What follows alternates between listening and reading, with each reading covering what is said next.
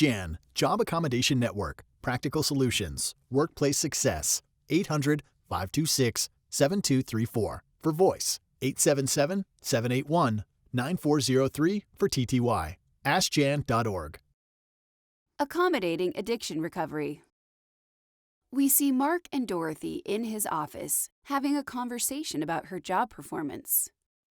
Dorothy, over the past few months, you've called in sick 4 times, you've been late to work 8 times, and you yelled at me in our last meeting. Dorothy, looking disheveled, she rolls her eyes. This isn't good, Dorothy, and you've fallen behind in your work as well. You know, I've had to ask other team members to take up your slack.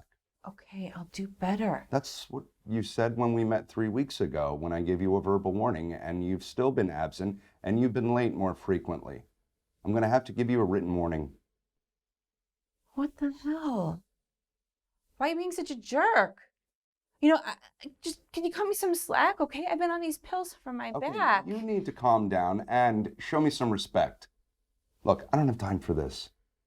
I'm reporting you to HR, and I'm writing you up for your behavior and your attendance. No, you can't do that. I have rights. Well, then take that up with HR. We're done here. Looking angry and frustrated, Dorothy leaves Mark's office. Mark, looking perplexed, calls Jennifer from HR to discuss his concerns about Dorothy.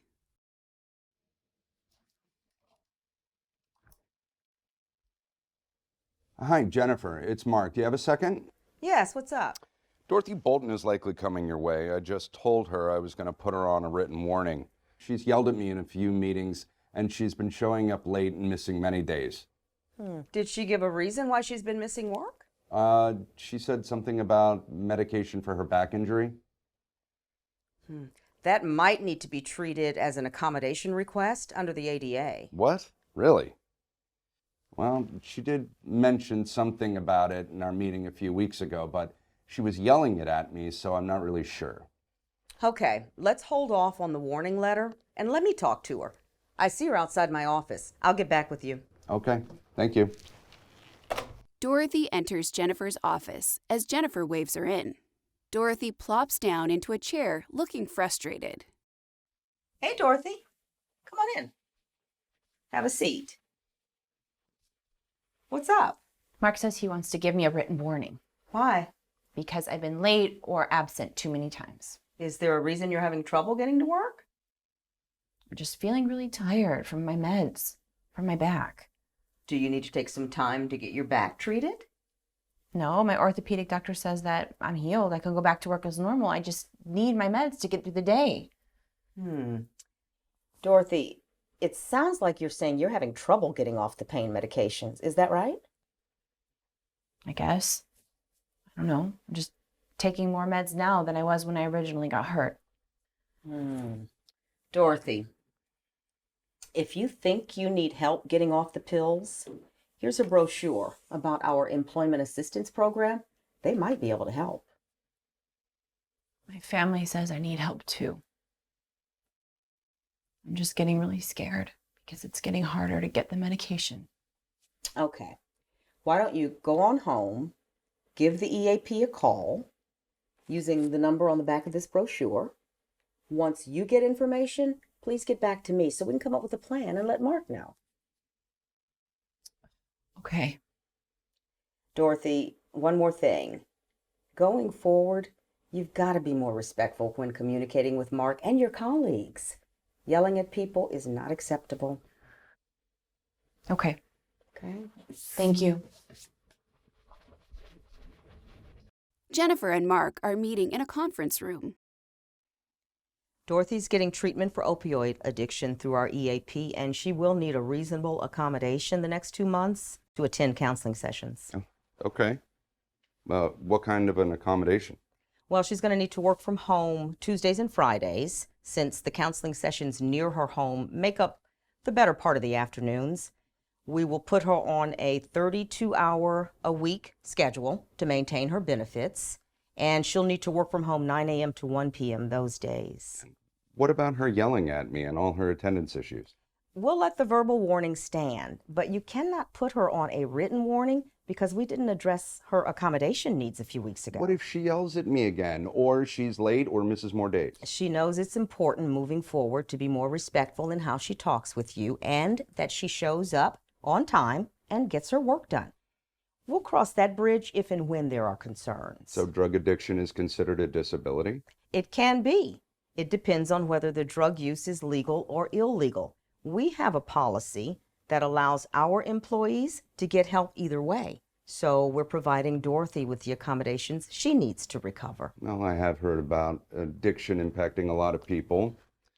My brother-in-law, he got hooked on pain pills. I hope she gets what she needs from this treatment. Yeah. Jennifer, Mark, and Dorothy are meeting in a conference room. Dorothy, appearing put together, healthy, and refreshed, is upset about Mark telling a coworker about her treatments for substance abuse. Dorothy, I know you're upset, and I want you to know breaking confidentiality about your medical information is against our policy, and that's why we're addressing this with Mark today. I'm really sorry, Dorothy. I was just trying to help. You know, Sophia kept asking me why you were getting, in her words, special treatment. And I thought it would be helpful for her to know, why you were working from home sometimes. Sophia is going to tell everyone, and then everyone's going to judge me. No, Mark and I talked to Sophia. She knows she needs to keep this confidential. And I'd also like to mention how impressed I am by your increased productivity. And I really do appreciate you getting to work on time. I'm glad you're feeling better. I am feeling better, and I'm going to stick with the program. They said I can switch over to nights as needed, and starting next month, I can go back to full-time hours. I'll get the paperwork in motion.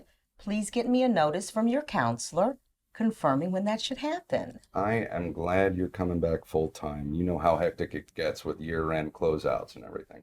Yeah, I know it can be a bear. Mm-hmm. And maybe there'll be some opportunities for some overtime so I can buy some holiday gifts. Yep, overtime is likely considering how short-staffed we are.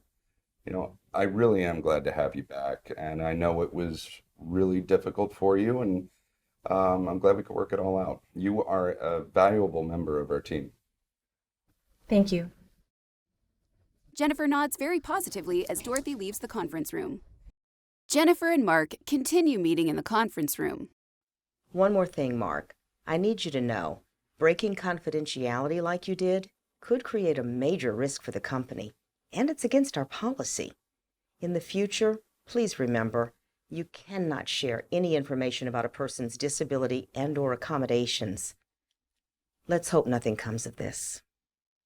Jennifer reads from note. Remember, if a coworker of an individual who is being accommodated asks about the situation, you can say, "I'm not going to discuss other employees with you, but if there is a reason you need to change the way you work, I will be happy to discuss it with you."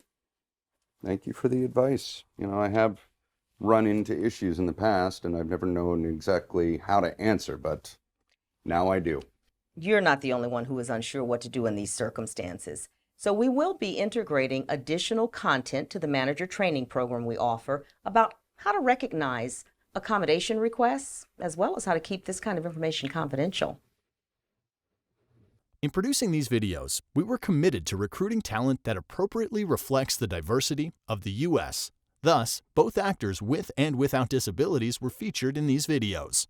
Special thanks to Deb Daggett, Diversity.com, and NoBarriersMedia.com for their valuable contributions to the production of this video. This video was developed and produced by the Job Accommodation Network, JAN.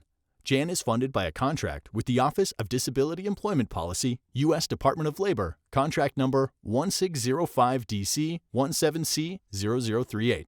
This video does not necessarily reflect the views or policies of the Office of Disability Employment Policy, nor does mention of trade names, commercial products, or organizations imply endorsement by the U.S. Department of Labor.